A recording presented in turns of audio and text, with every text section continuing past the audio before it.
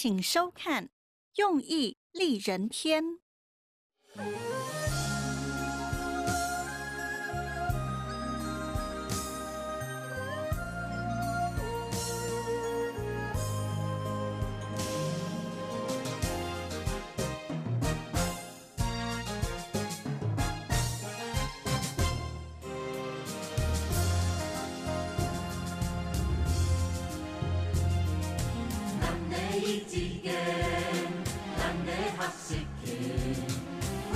紧守道，为同学来建屋，大家合业经，做人处事可安心，做人处事可安心，大家合业经，身体健康心安眠，身体健康心安眠，大家合业经，做事工作可顺心，做事工作可顺心，大家合业经。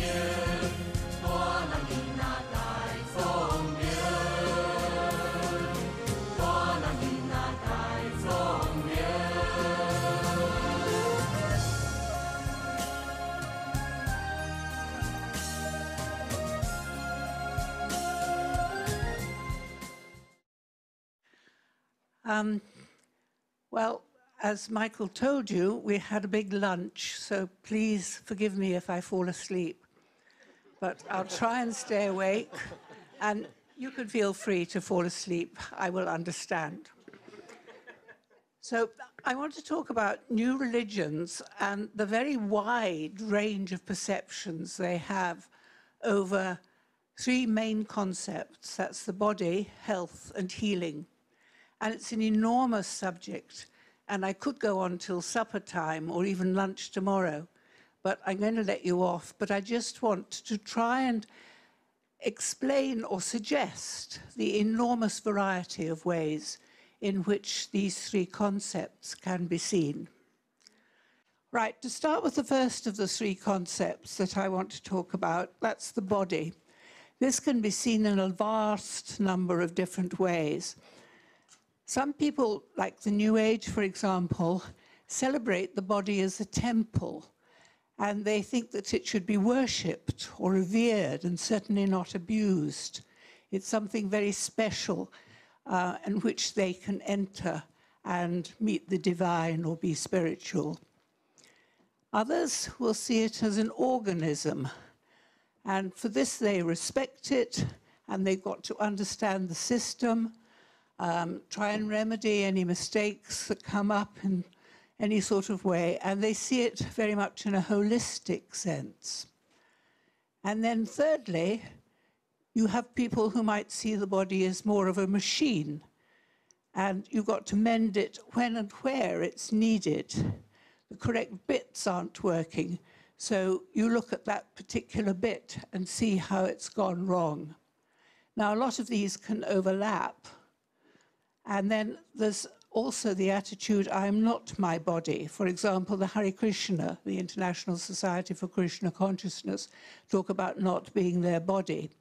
It's just some sort of temporary clothing. They've got to look after it, and they're very careful about not abusing it in any way, but it isn't ultimately important. Then the second concept that I want to talk about is health. And health doesn't imply that something was wrong necessarily. Keeping healthy is a sensible duty that one should perform. And prevention is important here, possibly more than cure. And you can try to be more healthy even if you are perfectly healthy. It's something that sort of works in the positive direction. And you might have a healthy diet or exercise, do yoga, and have a healthy attitude. And then the third concept, healing. This is correcting something that is thought to be wrong. And this can be the physical body, or it can be psychological, or spiritual, or relational. You're not getting on with other people. You just lost your boyfriend, and you want to know if it's your fault or what have you. And you need healing from the trauma. And of course, all of these can be seen as interrelated or as separate. And definitions of healing vary enormously. Questions about how do you know if you've been healed, what counts as evidence, what were you like before and after. And often people will change. Perhaps they first thought that they'd been healed by some sort of miracle or because something had been done to them, but later they're not so sure and something went wrong. But they had some kind of experience of healing. And you can ask how consistent or inconsistent are the beliefs in healing. Potential causes of sickness as these are perceived. Psychological causes, trauma, rejection, fear, relationships, etc. Spiritual causes, might be malevolent spirits, a jinn, karma, evil eye, a curse, or magic of some sort. Or physical causes, you've fallen over, somebody stabbed you. It's genetic, aging, poisoning, or virus, all those sort of things. Here's a picture of a rather malevolent-looking jinn. Approaches to healing. You can have the Ayurvedic, which is Eastern practices very generally, holistic in its outlook, includes things like homeopathy, and sometimes called alternative or complementary, alternative to Western healing or complementary with Western healing. Chinese traditional medicine or Korean traditional medicine, they're not quite the same, but they overlap in lots of ways. Now, this is a picture of my legs. I'm having acupuncture in a hospital which is in Korea. And that's an old, long old tradition. But what's interesting here is that the hospital was run by a new religious movement, and there are electrodes attached, which is obviously rather modern.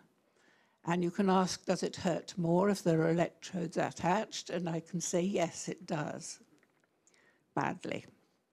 Reflexology is another possibility of an Eastern-inspired ideas about one part of the body affecting another part of the body, and you treat a different part of the body. You can have allopathic healing, Western medicine, chemicals, pills, chemotherapy, surgery. So there are lots of ways in which modern Western medicine is accepted or rejected in new religious movements. Harnessing some kind of power is something that is often used. Now, this might be by someone else, and you're just passive yourself. Reiki, which Rosita will be talking about. Assist is something that the Scientologists do when they sort of put their hands over your body. Reflexology, acupuncture, or the helper can do something so that they're activating the healing themselves in some way with the help of somebody else. Through auditing, that Scientology again, mindfulness, being led into past lives, regressing back to birth perhaps, rebirthing, different kinds of therapy. Or you might do something by yourself. It's up to you to do yoga, tai chi, qigong, all sorts of different things like that. Or perhaps just go to the health club. You might think that you should ingest certain things. These can be manufactured, chemical pills, or some holy water perhaps, holy salt, holy wine, holy wafers, holy oil. All of these are things that are used. COVID, you'll remember that Donald Trump suggested that you should drink chlorine. He said afterwards he was joking. Funny joke. Natural things being important to ingest. There's a great stress on that. Herbs or chemicals, the other extreme. Vegetarians and vegan, other things that you find in new religions. Ginseng, the Unification Church sells that, for example. Homeopathy. What's interesting is when the Hare Krishna came over to the West in the 60s, there was a lot of bad press about them, and this was to some extent largely because they were vegetarian, and it was thought to be very unhealthy because they wouldn't be having any proteins. Now, of course, it's thought to be healthy if you're a vegetarian, so things changed. A lot of movements make their own tea. For example, the Happy, Healthy, Holy Sikh Dharma have some lovely tea that they make.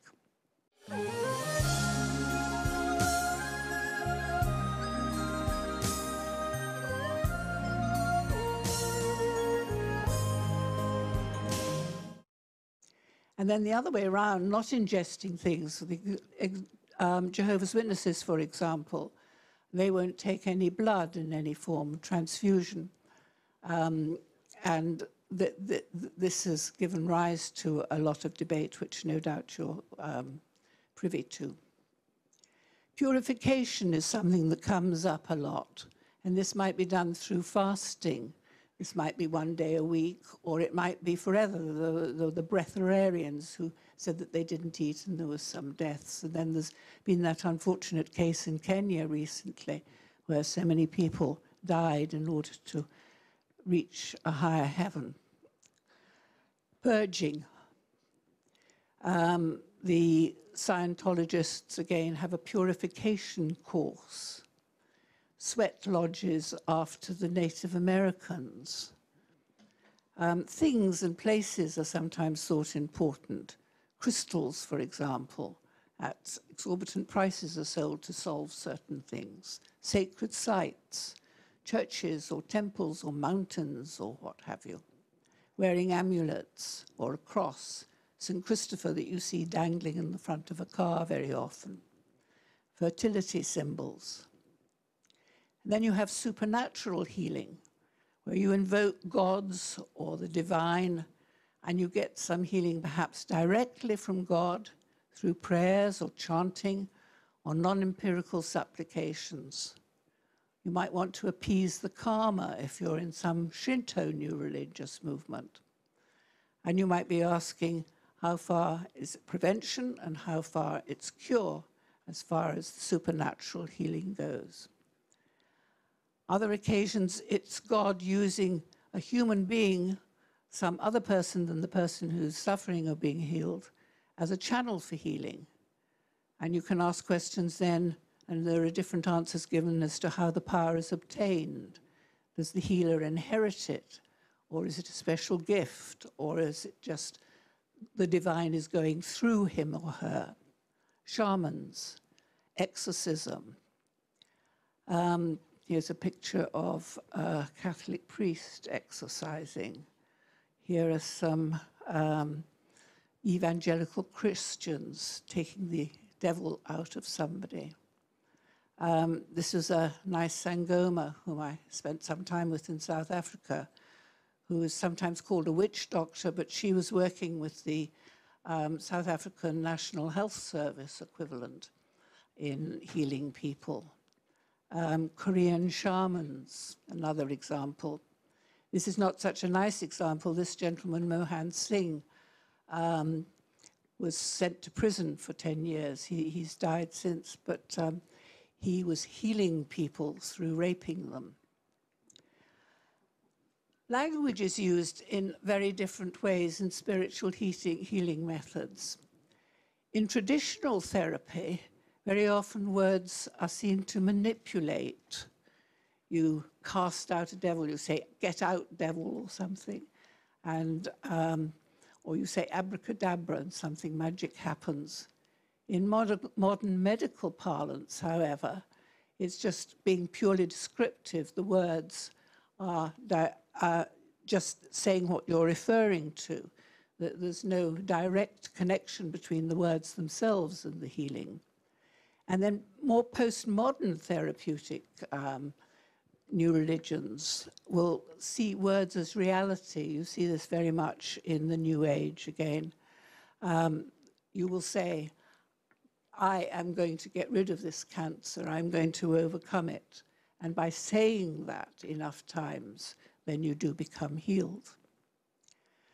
Some issues about new religious movements that they have with mainstream society. And of course, this differs. What's acceptable in one society certainly isn't in another.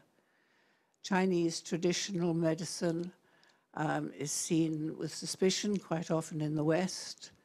Witch doctors, shamans, sangoma, prayer, faith healing rather than using medicine is, particularly in France, the new religious movements have suffered a lot there because of this. Vaccinations, mainstream religion wants to vaccinate you, but you might believe that this is wrong. And that's very obvious, the different religions during the COVID time. Blood transfusions with the Jehovah's Witnesses, I've already mentioned. Gay conversion therapy is something that's been quite a lot talked about in the West, and a lot of new religions have offered conversion if you happen to be homosexual. And there's been quite a lot of fuss about that. Harnessing power by self. This is a repeat, sorry. Don't know what's happened here. Helper, self. I've said that already. Yoga, and quite a lot of businesses employ new religions, transcendental meditation, even Scientology, will go into businesses to help them improve their success. Scientology, again, helping people come off drugs through their program of Narconon. Music therapy is something that's comparatively new, as I know several people from new religions who study this. Art therapy is used quite a lot as well. There are a lot of dichotomies and things that go together and other things that stay apart. We got a good list this morning from Leva Combe, but here are some other ones which slightly overlap with some of hers. Healing and health, healing and sickness, Ayurvedic and allopathic medicines, internal, external healing, spiritual or physical, cause or symptom. Do you just treat the symptom, or do you get down to the root cause? Holistic or particularistic. Language is manipulation, creation, or description, as I've just said. Body, mind, spirit. Alternative, Eastern to some extent, complementary between that and the medical Western.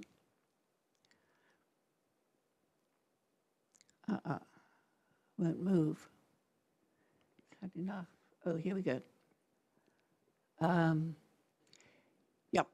So to conclude, many new religions have, as part of their beliefs and practices, understandings of the body, health, and healing that frequently differ from those of mainstream conventional wisdom. They also differ vastly from each other.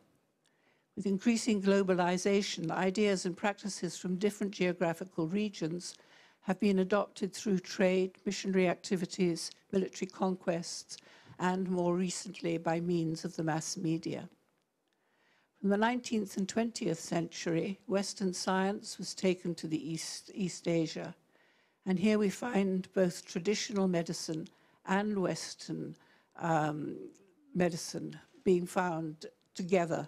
In the hospital I was in Korea, where I showed you the pictures of the acupuncture, there was actually one section of it was traditional religion and the other was Western. There was a clear divide. Since the late 19th century, and more particularly since World War II, Westerners have been incorporating Eastern ideas and practices into some of their new religions and spiritualities. And just to finish, I was asking one longtime member of Daisun Chiliwe why he had stayed in it and what he found attractive about the movement. And he told me that it was because it was Korean, and Korean history went back 5,000 years. And we've had quite a long email correspondence since, and he advised me to read this book, The Geography of Thought by Richard Nisbet, which is subtitled How Asians and Westerners Think Differently. And he picks up what a lot of us have been picking up with the sort of Eastern ideas in the new religions.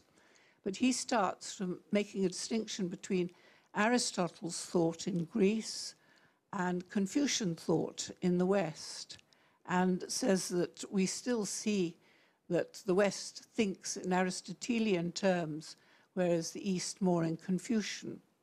So there are sort of dichotomous distinctions between community being important as opposed to the individual, relationship, cause, the largest whole as opposed to the smallest unit, system or part. Westerners asking how something happens, whereas the Easterners more why something happens, understanding, explanation. And so there are a whole lot of differences. I was going to finish here, but this morning I was talking to Julie, and she was talking about what her job is, and she and her parents have an organization which actually imports herbal medicines and oils in a sort of powder form from the West. And so in America, they are producing what are traditional healing methods of the East and then exporting it to Taiwan. So I think this makes my point even better than I was going to before I heard this from Julie. I think it might be possible that Aristotle and Confucius are increasingly talking to each other.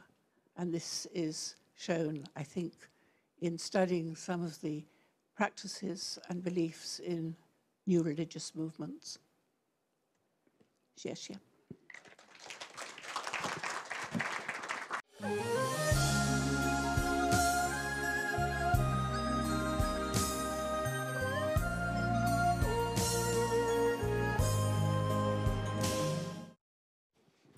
All right, so we're going to hold questions until the end, and each speaker is going to get 25 minutes.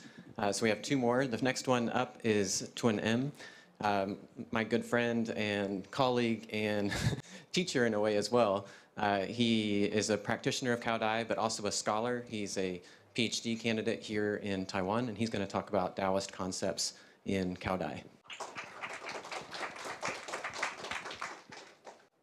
Yeah, good afternoon. I'm so happy to see so many familiar faces again. And basically, these are our familiar faces for the past few years. But when again, actually seeing too many gurus in the area of religious studies and also, might be a little bit stressed and pressure. Anyway. Okay, the topic of my presentation today is the Taoist concepts of body, mind, and soul in the Vietnamese Cao Dai religion from theory to practice. And these are some basic information about myself, and my name is M, just like the English alphabet, M. And one of the things I like about the Taiwanese people is that they try to translate all of the foreign names into Chinese. So that's why I have another name in Chinese also. And right now I'm doing my first year PhD student, a course at the University of Zhengzhi Daxue, the Zhengzhi. And I'm also honored to see my professor over here, over there. All right. Now I'm going to get to the point of my presentation right here because I want to show you another aspect of how Taoism was, applied by the Vietnamese Cao Dai people. And then this is the structure of my presentation. I'm going to go through four main parts. So the first one, I'm going to show you some Taoist elements in Cao Dai religion. And then I'm going to give some very short and general concepts of body and mind and soul, in the way that the Cao Dai people interpret this type of Taoist concept. And then I'm going to show you how the Cao Dai people will apply body, mind, and soul in reality before I go on to the conclusion. The official name of Cao Dai is the Da Dao San Ji Fu Du. That is the great weight of the third universal salvation. And Cao Dai was established in the year, 1926. But usually, like other people refer to Con Dao Cao Dai, the Tao of Cao Dai. And why? Because this third time God, like ordered the Vietnamese people to open Cao Dai, and he picked up the name Cao Dai. So now the Cao Dai people just follow the teachings of God Cao Dai, so they say Cao Dai Jiao, Cao Tai Jiao. All right, but the official name is the Right Way of the Third Universal Salvation. And this is the main worshiping figures of Cao Dai, and with the divine eyes in the middle. And the doctrines of Cao Dai associate with those of the three right teachings, Buddhism, Taoism, and Confucianism. And basically, like it tried to combine the 5 different ways of the right way. For example, the way of Buddhas, way of immortal, way of science, and way of Chinese,ism, and way of humanity. With this very simple tools, right here you can see the 2 tables, and also this one borrowed from the Taoist group in Saigon in the 1920s. And then the Cao Dai people are practicing the spiritual writing this way with very simple tools, and that was that Cao Dai was established. Once, it was in during the 1930s, and the Cao Dai people tried to identify themselves as a Buddhist group. But then they changed that type of self-recognition to the Confucianism. But basically, through other characteristics or elements, and we can say that Cao Dai has more Taoist elements than the Buddhism or Confucianism. For example, they use the Taoist tool to. So basically, they use the Taoist tool to do the spiritual writing, and with the worship figures and the scriptures and the rest of Cao Dai with its doctrine and also other, you can see the robes over here and right here. And with these elements, we can see that they can have different forms of Taoism in it. So maybe one of the questions you might ask, so how the Cao Dai person spiritual cultivates? So this is, like the 3 basics way that you can think about Cao Dai person. Because the doctrines associated with those of the 3 right teachings, Buddhism, Taoism, and Confucianism. So basically, you can see the life of a Cao Dai person is this. They cultivate in order to reach the nirvana, the pure land, like a Buddhist. But they cultivate like a Taoist. And they want to live in a well-social order in the principle of Confucius.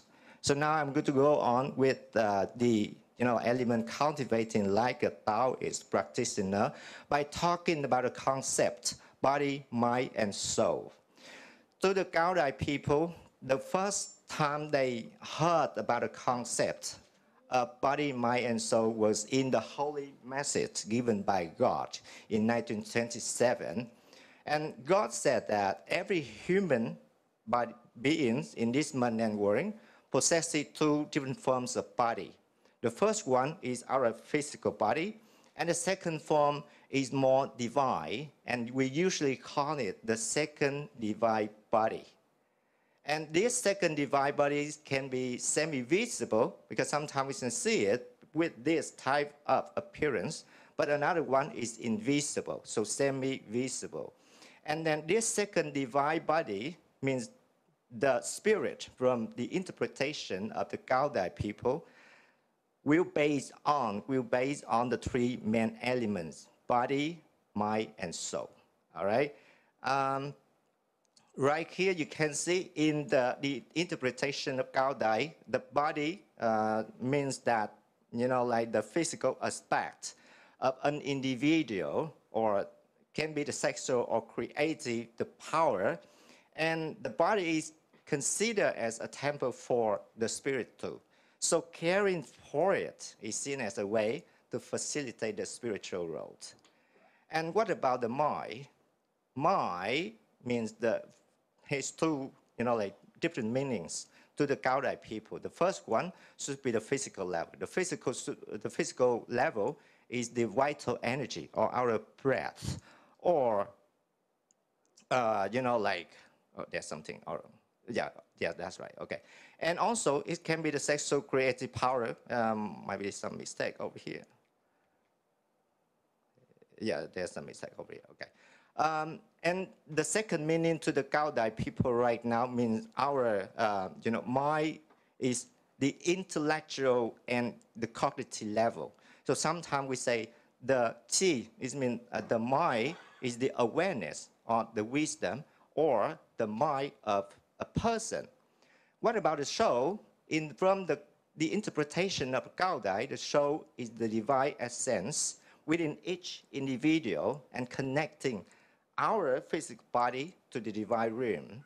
And we need to nurture or elevate our souls through virtuous living, meditation, prayer, and adherence to morals principles. The Cao Dai people use the concept body, mind, and soul, and they translate the Jing Qi Shen in Chinese to Vietnamese, but the way they interpreted it is very different. For example, Tinh, we say Jing means the body or the physical body. And then you can see over the Qi, the vital energy or breath. Maybe this one is a typo, should be. Okay, should be the breath, our breath. And then another meaning, the Cao Dai interpret this in another way, means the mind over here and the awareness. And finally, the soul, it should be the divine accent with each individual. I put the concept of body, mind, and soul from the perspective of Cao Dai and that of a Taoist practitioner, and I can find some similarities and some differences. For example, like to the Cao Dai people, the body should be the physical aspect. And then for the Taoist practitioner, that is the vital essence or the source of the vital energy. This area, can be considered as similar, but for this, the mind, they interpreted it in their own way, so I can see the differences over here. For this is the breath, okay, the vital energy, and also the intellectual and cognitive aspects of awareness. But then for the Taoist practitioner, they say the vital energy and breath or universal force or power through that gives life to all things. This is kind of the soul, and it can be, considered to be similar because it's all about the divine essence within our individual and connecting our physical body to the divine realm.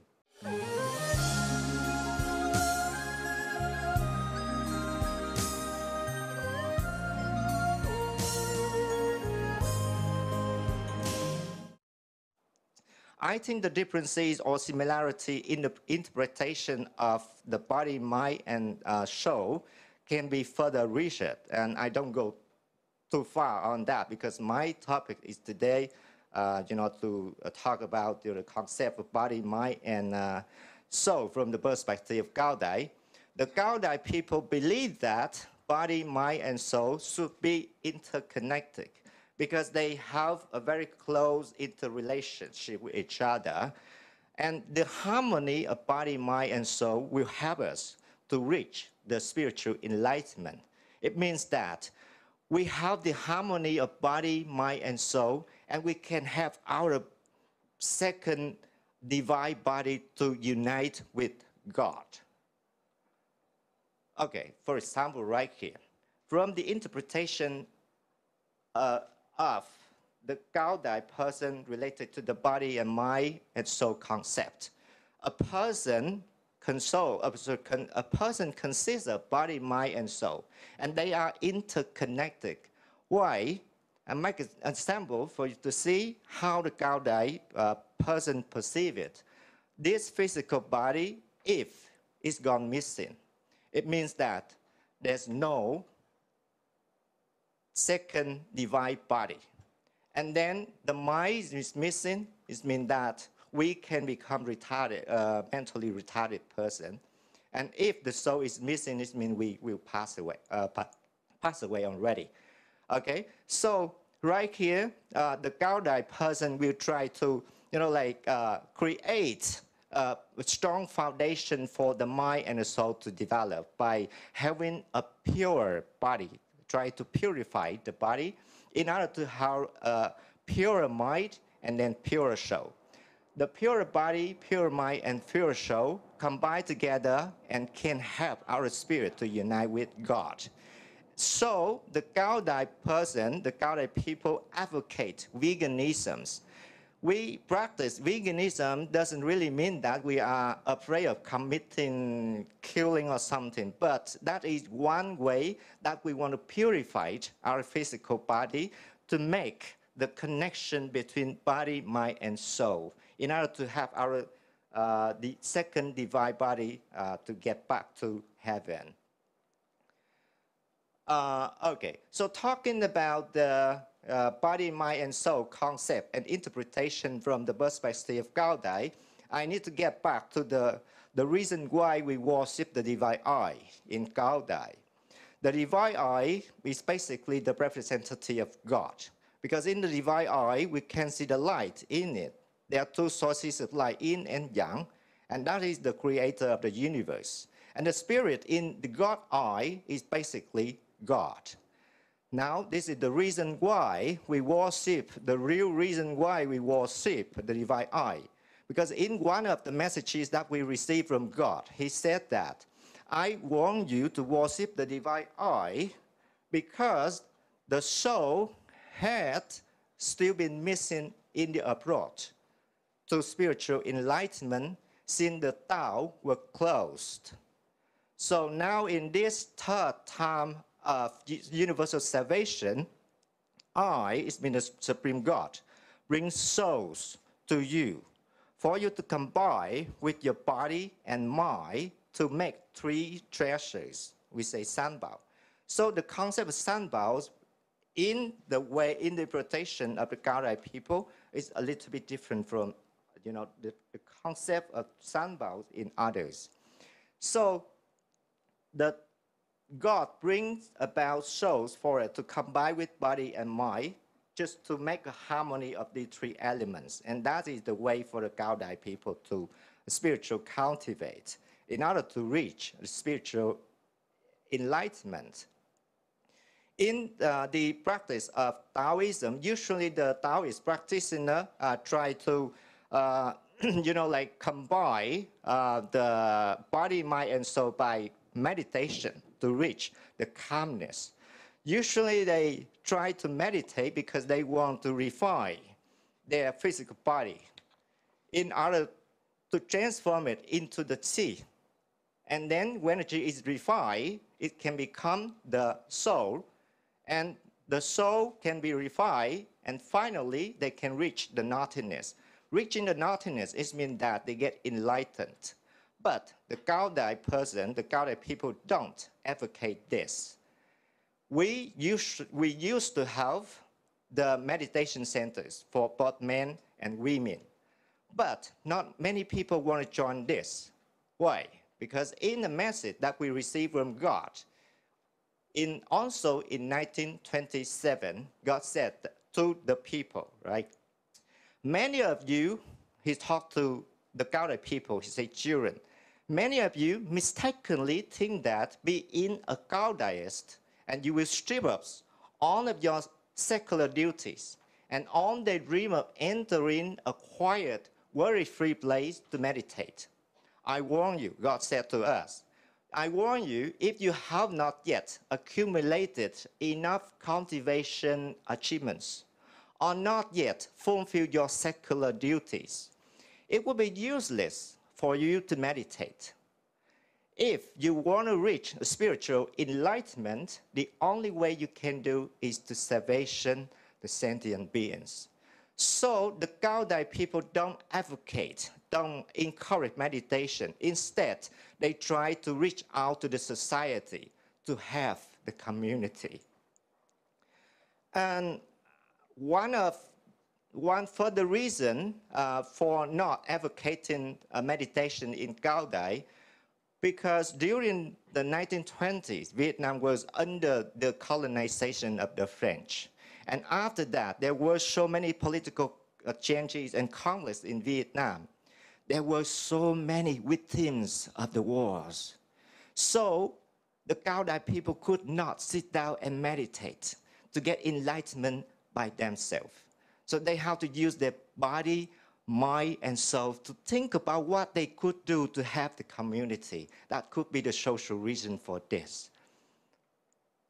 Now, if they don't meditate, how can they spiritually cultivate?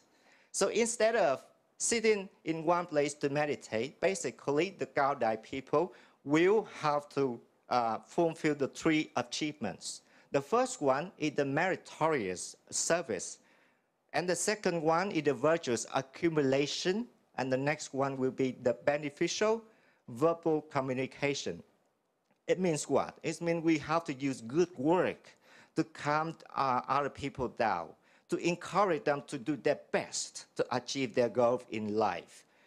The first one, the meritorious service, will have 3 different types of activities or achievement that the Cao Dai person has to achieve. They say the charity, or maybe that is kind of contribution to the development of the religious organization, I mean Cao Dai. And the cultivation achievement also, and the last one, the spiritual cultivation.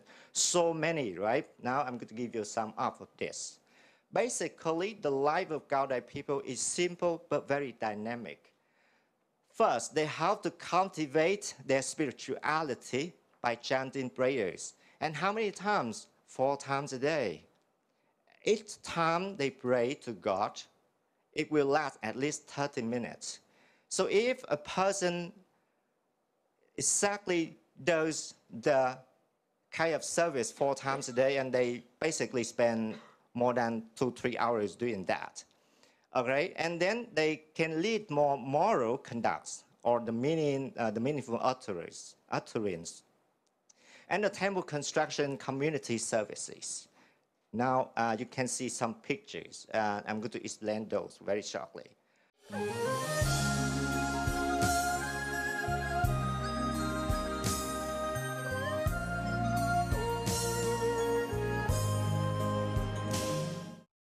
All right.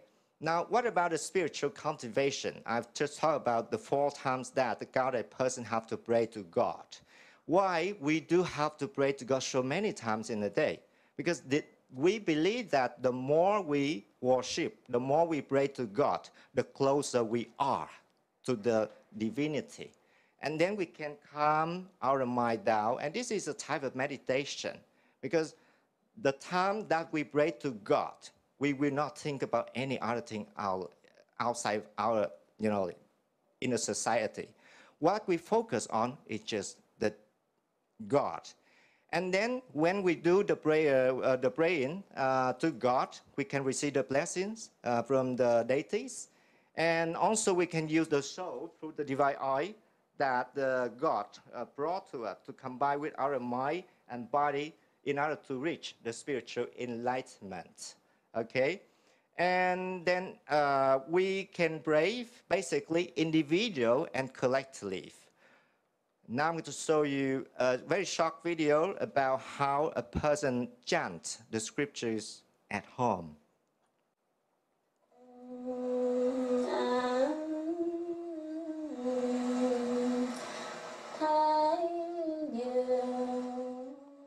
Like the other way of chanting the prayers is together with our neighbors in their own home. And this way of, like praying to God, we can create the solidarity among the people in the community. We can help each other to reach the harmony and also to have the compassion for each other. And this is one way we connect with other people, with other Cao Dai people in the same community. Or we can pray in the Cao Dai temples like this.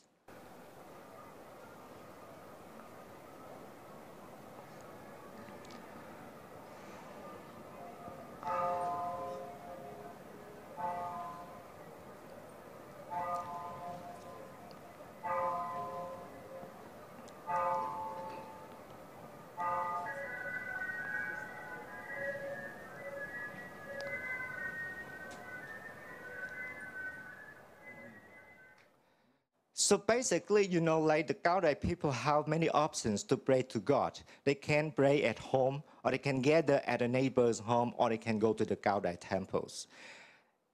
Whatever we do, whenever we pray to God, and when we offer the flower, the fruit, the tea, and also wine to God, and we always say the same word, the same sentences like this.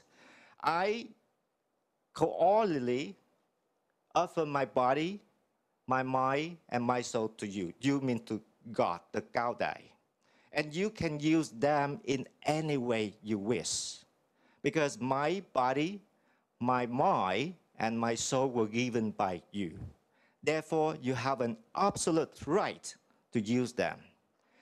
This will have the Cao Dai to believe more in God, because we think that everything on earth has been settled out by God, and we accept that. And that's why Cao Dai religion in this establishment until now, and next year will be the 100-year anniversary. We have gone through many challenges, political conflicts, but the Cao Dai still develop because we believe in God. God asked us to do this. All right? And then one other way for the Cao Dai people is that they try to, you know, like contribute to the construction of the Cao Dai temples throughout the nation. Right now in Vietnam, there are more than 1,000 the Cao Dai temples throughout the nation. And back to this, and you can see all of these people are just volunteers. They are coming to help. And what is interesting is that because when we construct any building, the safety regulation is very strict, right? But in Cao Dai, there's no safety restriction. We just come and help. You know, there's no safety, you know, protection, nothing. But so far, has been no, you know, accident reported yet. We hope not. Okay. And then one more thing that we do, the community service. Basically, a person, you know, in this world, death and life are the most important thing, right? But we have another one, that the spirituality. We have different types of activity to have the communities. For example, this is one of the activities that the Cao Dai people do to have.